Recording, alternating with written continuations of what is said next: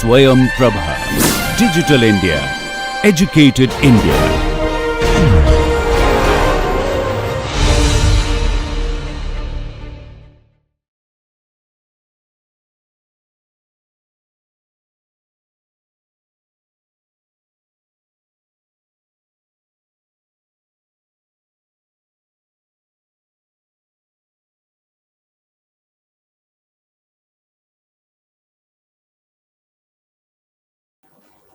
Now see this.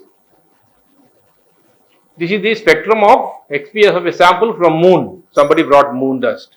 So many people are going to moon now. You guys will go for a moon trip also in future.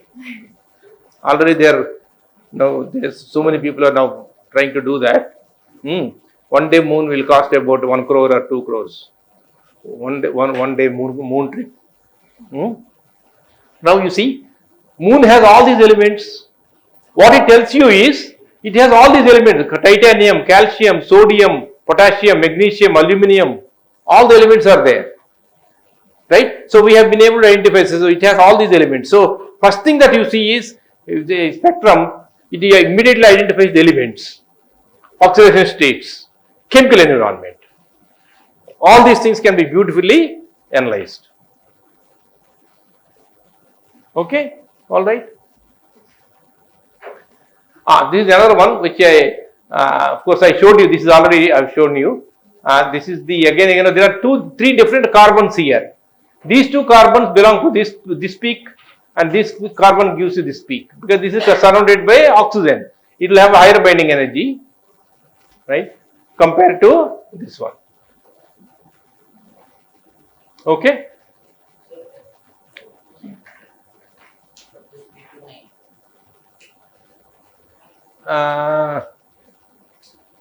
This one is 285. Yeah, this some value is missing here. Yeah. Okay. I think I'll skip all this. This I want to show you. This is a nice experiment where you see this particular spectrum on the top. This spectrum has two parts. There is one part here, this one, there is another small thing here. This is the photoelectron spectrum recorded some 80, 90 years back. So they used to put photographic plate and electrons come and hit. You have done all those experiments, photographic plates, and they gives two peaks. So these are the two things. They said, no, there some electrons are coming. There are two peaks there. That is how they used to study. But today you have these two peaks are nothing but these two lines which you are seeing in on the screen, photographic plate screen.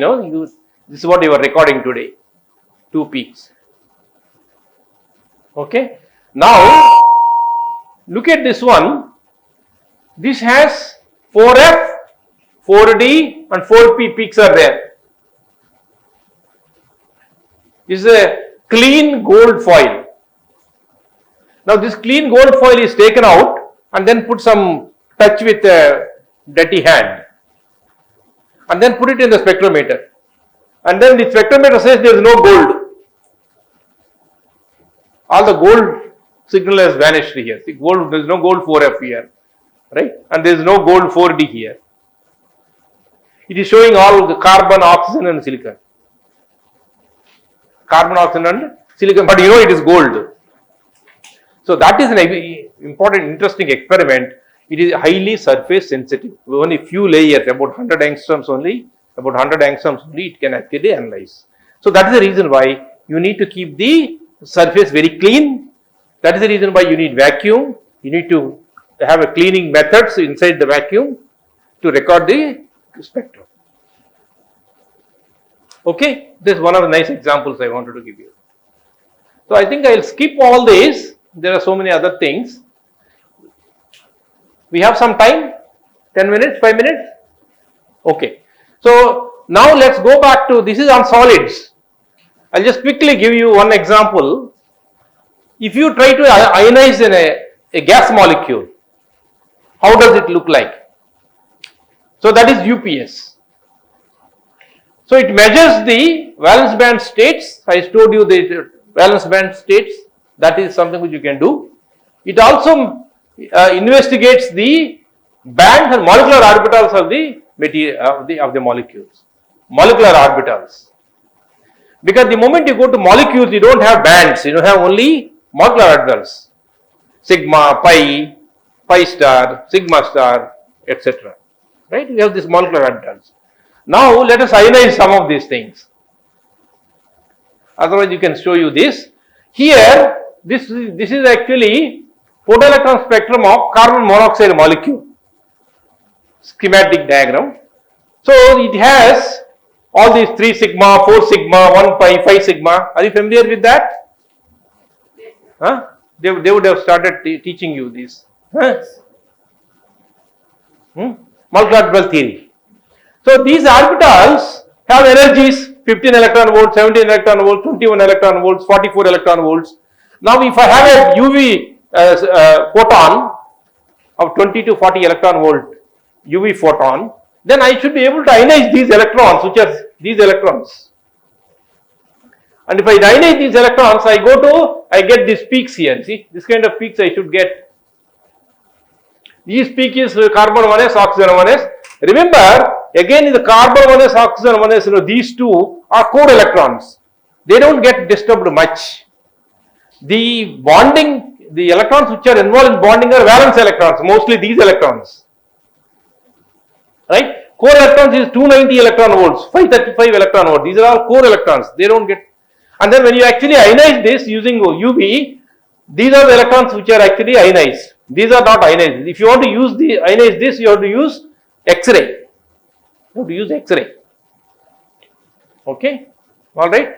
Now suppose say, you remember you ionize these electrons, so what you get is this. Are you following that? Okay. Now look at this. Let's take a simple example of hydrogen molecule. If the bond order is 1, you are familiar with that, right? Bond order is 1. Well, there are only 2 electrons in that. So this is bonding sigma 1s and sigma 1s star. Now you remove one of these electrons. Right? If you remove this electron, what happens to the bond order? Bond order decreases and bond length will increase. Right? Now let us look at the spectrum. The spectrum looks something like this. Right? So this is a little involved. I don't know whether you are familiar with this potential energy curves. Are you familiar with that? No. No. Okay. Yeah. So if the electron is removed, the molecule which is sitting here will end up somewhere here. These are all vibrational levels. These are all electronic levels, vibrational levels, rotational levels. The molecule has all these, right? Electronic elements means is represented by this potential energy curves. These are all vibrational levels. So this molecule will, if you remove the electron, then equilibrium bond length will increase. So in the excited state, it is actually moving this side. See that this value is here and this value is shifted. And then this molecule will get excited and go here to this level. Similarly, there may be excitation from either side and they end up going to different levels. That will give you vibrational progression. It will give you several peaks. This intensity is more because of what is called Frank-Condon principle, but don't worry about it now. Okay? This intensity, transition is more intense because of some Frank-Condon factor. So you get a vibrational progression like that. So this is the actual spectrum of for hydrogen. Actual spectrum recorded hydrogen. Is it hydrogen or nitrogen?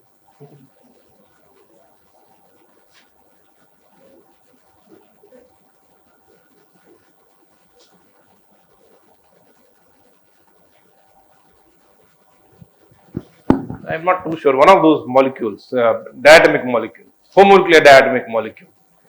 Most of the diatomic molecules will show this kind of progressions. See, the molecular photoelectron spectroscopy is different again. See, solids are different, solid surfaces are different, molecular photoelectron spectroscopy are different again. Okay, all right. So this is gas phase molecules, photoemission spectra look like this. Okay, this is the photoelectron spectrum of nitrogen molecule and so on and so forth. I think I'll stop here. This is actually oxygen molecule will have this kind of a spectrum. Okay, if you have a very complex molecule of something like this, you get a spectrum like this, you will not be able to interpret that just by looking at it. You have to do computational studies. Some computational chemistry you have to learn to interpret that. Okay, all right. I think I'll stop here. Yeah, this is actually I teach this to BTech students. I have taught you the same thing here. Okay, we stop here. But if you still have 10 minutes time, I want to show you. You have time? Okay, one more slide. One more. Get that. I'll just spend about 10 minutes showing you. Close that. See, this is this topic I teach to BTech students here, right? Excuse me, close sir. that. Close that. Close that. No. Don't remove that.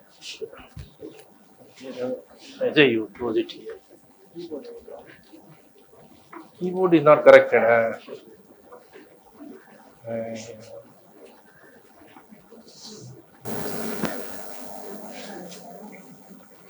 Then you should have told me to bring the laptop. I thought you have everything here. Yeah.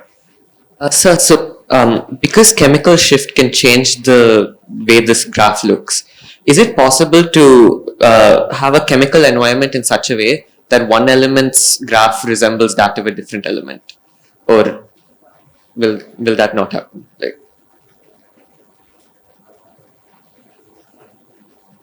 what you are saying is that two different elements can have same values. Because one of them has a chemical environment that changes the graph. Generally, that has not been observed, but there are elements like ruthenium, carbon. Ruthenium 3D and carbon 1s will come exactly at the same value. So you have to be very careful. If you are actually trying to look at ruthenium, it can be because of carbon also. There are a couple of examples like that. There are a couple of examples, but not many examples like that. Sir, for example, in the case of moon dust, we don't know what was there and we used the spectroscopy to find out. But when we had those 4 carbons, we knew the molecule and hence we could explain the 4 peaks. So, for something that we don't know, Correct. how will we be? So right now, initial days, they were doing standard samples. You take a standard sample and then analyze it. So like that, they have actually collected a lot of data now. The database is very much there now. So if you wanted to, for example, study some carbon in some sample, in other words, carbide and the metal carbides and graphite, you can take pure compounds and then record the spectrum and then compare it with the sample that you are actually, right? So that is how people actually looked at it. But now there is a nice tables are available exactly, even many compounds where the binding energy should come, what level, what element, etc. Fairly it is known. But anything unknown, you still have to look at. Of course, if you take a complex compound, then you still have to look at that carefully. Not the close it. Close the hat. Close this here. That one, yeah. That click it. No. This one. Okay, leave it. Maybe that is also fine. I think. Okay, maximize it. Okay. So there are standard spectra, standard values are available now, which you can actually identify the thing. So quickly, under 10 minutes. Is anyone there outside after this class? No, sir. Last class. Okay. Are you interested?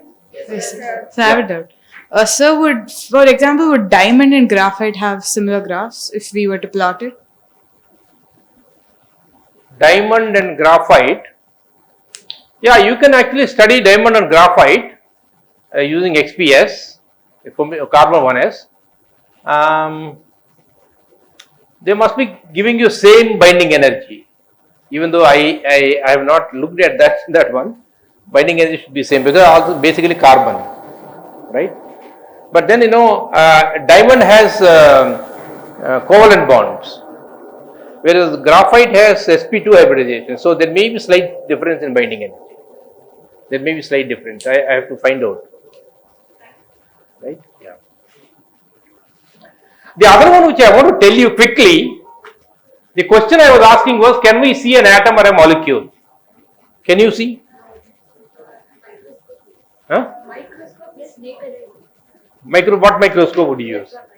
Electron microscope, right? Even electron microscope may not be able to. Yeah, SEM, TEM, but they don't have that much of resolution, right? So what I'm going to tell you here is quickly another 10 minutes. You can actually use, there is a new technique which have come up in scanning tunneling microscope and atomic force microscope.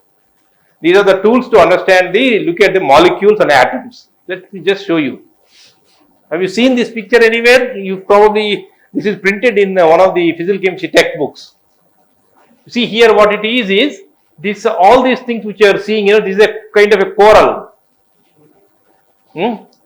This is a circular coral. Each one is an atom. Each one is an atom. Okay. And then you see these are rings here. These rings are nothing but electron waves. Electron waves. Okay. Now, this is iron atoms on the surface of copper 111. This is a plane. Right. Iron atoms arranged like that. So how do we do that? How do you see this kind of a thing? See here, these are the two guys, Benning and Rohr, who got Nobel Prize in 1986 for discovery of scanning tunneling microscope. Scanning tunneling microscope. Okay. So what is this? Now you can actually go to very small. See, this is the 10 to power 12, and here is R to 10 to the power minus 18. These are we are actually now with the nano scale, pico scale, femto scale. We have already gone to up to femto scale processes. You can actually probe them. You can even probe them. Now, what I wanted to show you here is that, as you said, optical microscopes like what we see in the labs, microscope, which you can see, right? And then you have electron microscope, TEM, SEM. They are little specialized equipment, and then you have scanning tunneling microscope, atomic resolution. This resolution is 0.2 nanometers. Means how many angstroms? About 2 angstroms. 2 angstroms. Atomic resolution, this can go up to 1 angstrom resolution. I'll just show you quickly. Okay, where is that? Here. Now, suppose you have a surface where all atoms are arranged nicely. Now you have this tip. There is a tip here, very sharp tip, and then you bring it closer to this tip, and then apply voltage between this and this, and there is a current passing through this. That current is in nanoamperes. If you can measure that current, that will give you the surface, the topology of this surface. It can actually give you all this image of this surface. It can give you the image of the surface. So this is how it is. The tip is very sharp. The 1 atom tip. The tip contains 1 or 2 atoms. That's sharp. So and then when you apply voltage, there is a current here. That is called tunneling current. Tunneling current. Okay, which is measured here, and then it will give you the image of this surface, something like that. Okay, I'll just skip this. I'll just show you. For example, this is the tip that we are talking about, right? This is a surface where you have atoms on the surface. This is the tip. Now that tip, look at this one. This is about 0.1 nanometers. You zoom in here, you see that if you zoom in, you will have this tip atoms, these are surface atoms. Now, there is a difference here. This is 0.5 nanometers, which means this is about 0.5 nanometers. This is about 2 angstroms or 5 angstroms. You know, you brought the tip and the surface about 5 angstroms. 5 angstroms is too small. What is the diameter of hydrogen atom?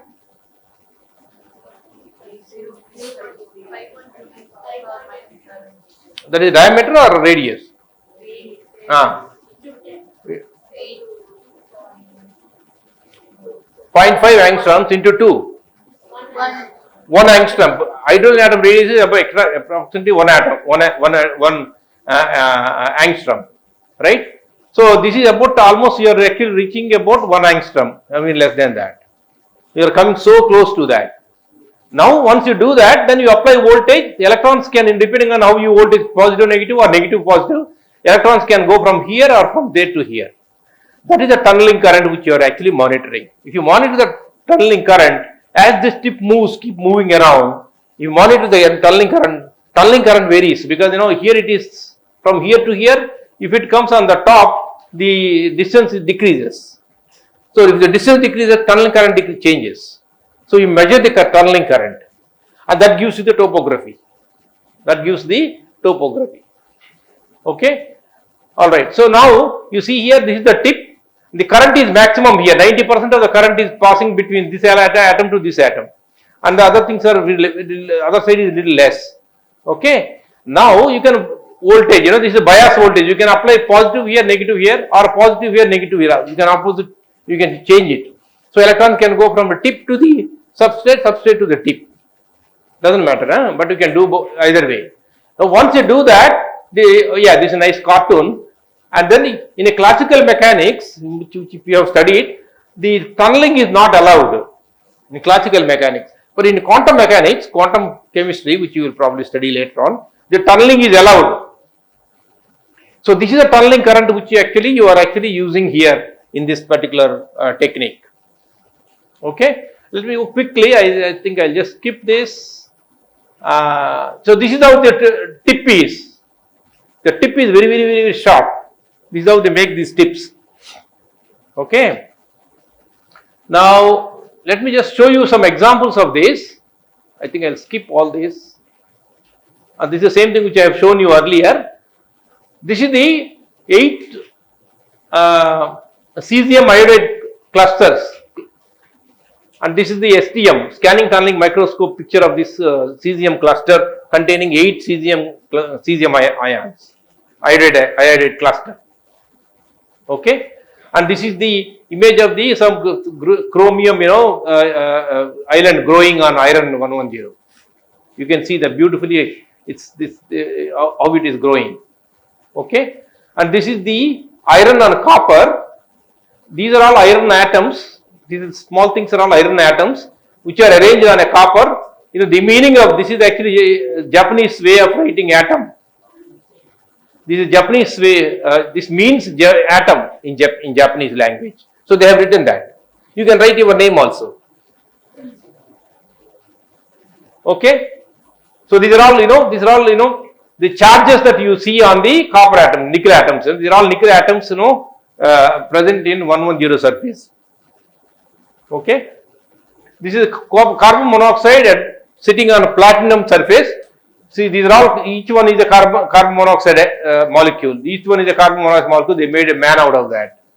People have done these things, when they found when this one is available in the beginning, they were doing all these things. They were playing with that. Okay. This is the first one, which is the IBM image, where these are all xenon atoms sitting on nickel. See, there is IBM. They have written that using scanning tunneling microscope. You can actually pick the atom and then put wherever you want. That is how they have written this name. Right? I'll show you some more interesting things. These are all different corals with different types. I don't know whether I have it. I'll skip all these, but I'll just show you quickly. Oh, this is another one, the atomic force microscope, which is a sister technique. In this case, what happens is there is a cantilever, there is a tip here, similar tip. This tip comes very close to that, but when the tip comes, when the tip comes very close to the surface, there are forces called van der Waals forces. You understand van der Waals forces? Yes. So they can be attractive or repulsive. So when it comes closer, it can go up and down like this, depending on the force. That one is there is a laser here. This laser comes out of the tip, and then when it goes down, this will get deflected. When it goes up, it will deflect. It will get deflected. So this is a detector. From this photodiode detector, from the detector you can actually get the surface morphology. I'll just I don't know where doesn't matter. Now the question here is, you see this one. This is a molecule called pentacene. Pentacene molecule. These are all carbons, hydrogens. You see that this is AFM, atomic force image. You see image, exactly same thing it is showing. You can even see the molecules now. See, this is the image of pentacene, this molecule. See, the rings, electron rings, the carbon rings you can see. Right? And this one is a graphene ribbons, nano ribbons. Somebody was asking graphene. Graphene ribbons, where these boron atoms are substituted. You see the graphene rings, you can see the image of that now using atomic force microscopy. Exactly the similar thing. Okay, and this is another one, STM, scanning tunneling microscope. You can see this is the non-contacting AFM image, this is STM image. You see the rings here, you see all these things are nicely seen here. Okay, so I just wanted to quickly show you that. It has come to a stage where you can even see the orbitals coming and forming a bond using scanning tunneling microscope. I don't have slides, but next time I will add those slides. Two atoms or two molecules coming and forming a bond, you can monitor that. Electron cloud, you can see the electron clouds coming and mixing. Okay, so this is what I want you to read. Scientific discovery is not yet predictable.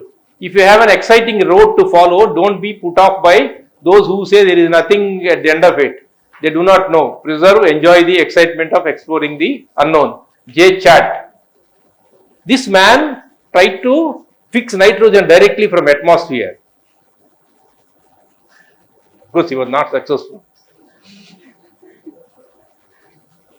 But he did. But those days, Haber was successful. They made ammonia. That is industrial ammonia. But he tried, that was very high energy process, 400 degrees centigrade. But he tried to do it at atmospheric pressure.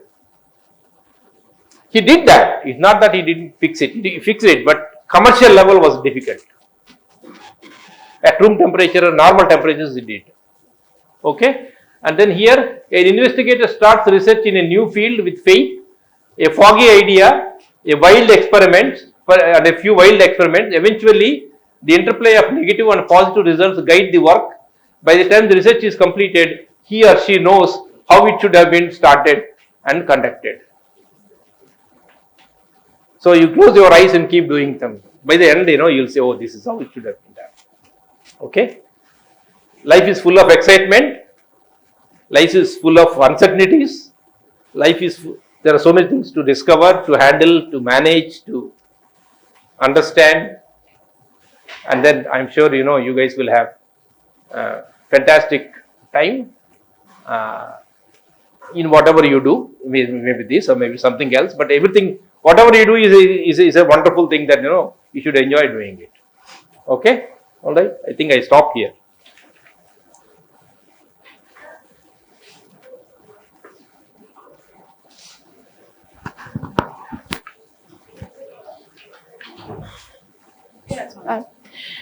Two dots, sir. One is about the lithium carbon that you mentioned earlier. How would you tell the difference between the two peaks, sir?